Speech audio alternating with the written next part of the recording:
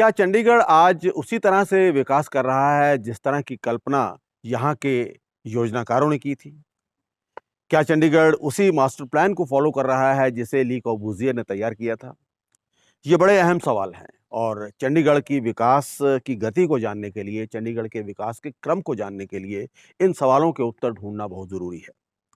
न्यूज़स्केप की इस खास पेशकश लैंडस्केप चंडीगढ़ में आज हम इन्हीं सवालों के जवाब ढूंढने की कोशिश करेंगे।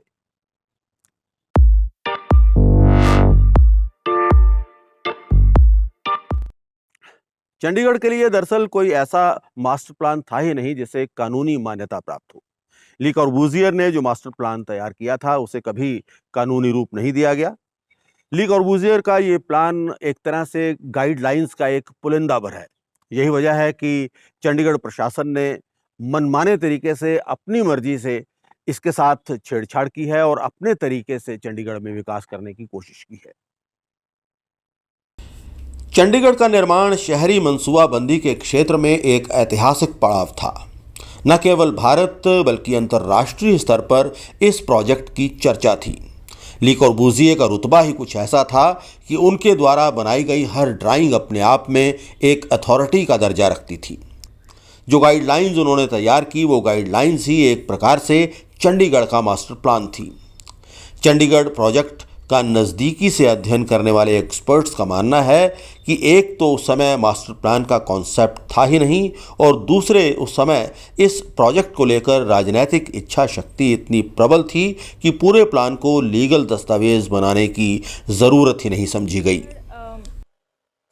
ले कॉर्बूजियर की जो एक फेमस मास्टर प्लान नाम से एक आइकॉनिक ड्राइंग है जो ऑलमोस्ट 25-30 साल तक पूरी दुनिया में जिसने तहलका टाइप मचा दिया था। सब उसको अपनी वॉल्स पे लगा के रखते थे। एक टेपेस्ट्री की जैसा उसका इतना इम्पैक्ट सुंदर दिखती थी जो it was a change iconic seminal movement in the history of urban planning. अच्छा, अब ये मास्टर प्लान जो वर्ड है हमारे Chandigarh capital Punjab capital project जब इम्प्लीमेंटेशन में आया तो उसमें ये मास्टर प्लान वर्ड कहीं पे नहीं आता। ये कॉन्सेप्ट उस टाइम पे इंडिया में एग्जिस्ट नहीं करता था। कॉर्बूजियर ने केवल 4 दिन में इसका मास्टर प्लान तैयार कर दिया, सिर्फ 4 दिन में।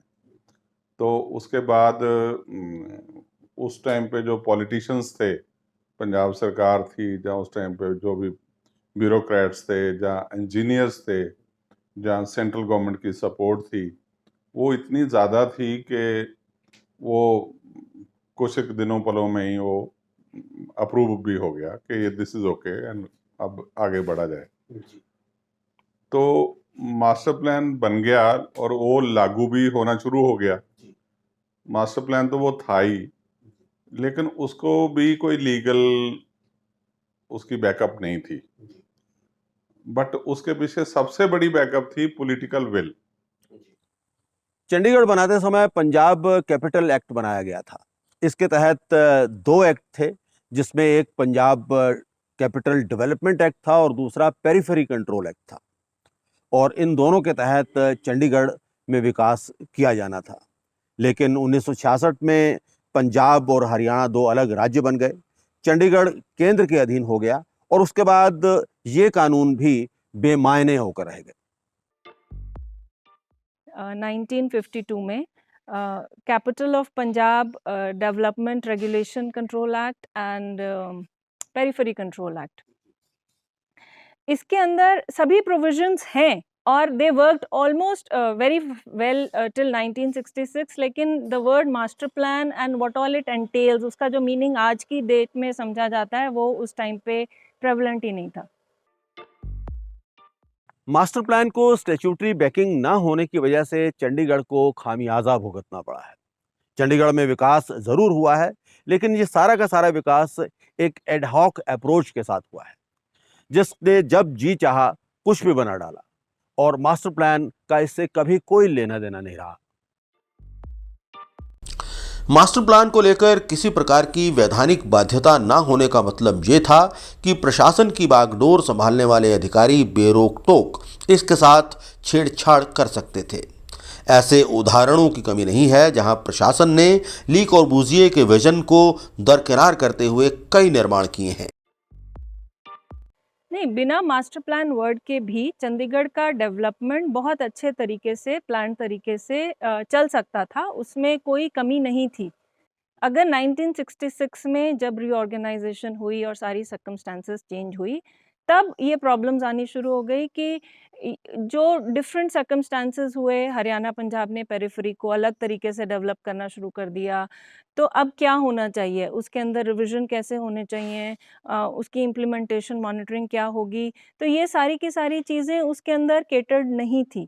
तो उस टाइम पे लेकिन ये समझा नहीं गया इस सिचुएशन को कि ये परमानेंट सिचुएशन है। चंडीगढ़ यूनियन टेरिटरी था, पंजाब हरियाणा दोनों इसमें अभी स्टेक होल्डर्स मतलब they were expecting that it will come to either one of them. तो इसीलिए ये चलता गया। अब 50-55 सालों के बाद ये अब there are many kind of problems that have been happening. Chandigarh में प्रशासक के सलाहकार के पद पर रहे जगदीश सागर ने अपने एक लेख में इस बात को स्वीकार किया है।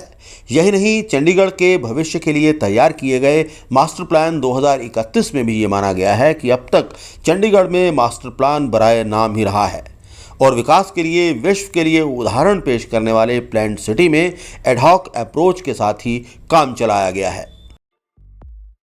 जब तक तो वो ओरिजिनल टीम वाले लोग थे, जहाँ उस लंबी सोच वाले लोग थे, जहाँ इवन सेकंड जनरेशन में जो लोग आए, उन्होंने भी उसकी जो विरासत है उसको काफी संभाल के रखा और इसको बहुत बाखूबी उसको लागू करते रहे और उसकी कोई वो नहीं की, मतलब वो जैसे होता है ना लेटर एंड स्पिरिट में उसको लागू किया।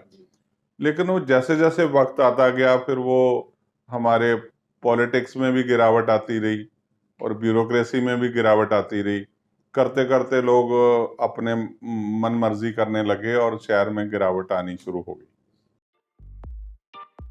लेकिन जो भी नीड बेस्ड रिक्वायरमेंट्स चंडीगढ़ की सारी सर्कमस्टांसेस चेंज होने की वजह से प्रॉब्लम्स आती थी डे टू डे उसकी रनिंग के अंदर, स्टैट्यूटरी प्रोसीजर क्लियर नहीं होने की वजह से on all the smaller changes were capable, मतलब उनको करा जा सकता था at the level of the chief commissioner उस टाइम पे होते थे, तो चीफ कमिश्नर के लेवल पे उनको वो किया जा सकता था। इसके बारे में जो डिटेल में बताया वो फॉर्मर एडवाइज़र जगदीश सागर जी ने बताया।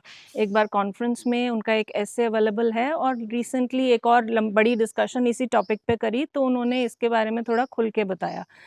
And that is when we realized कि ये जो प्रोसीजर नहीं होने की वजह से ये सब चेंजेस जैसे आईटी पार्क बनना और मास्टर प्लान के अलावा जो चीज़ें होती रही वो हुई।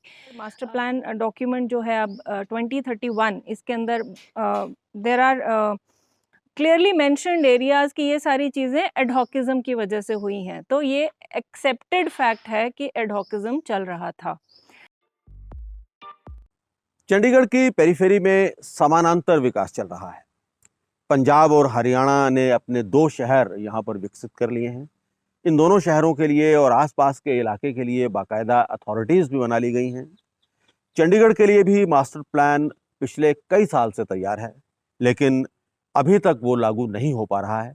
वो क्यों लागू नहीं हो पा रहा है वो एक अलग दास्तान है और उसके लिए हम आपसे अगली कड़ी में बात करेंगे।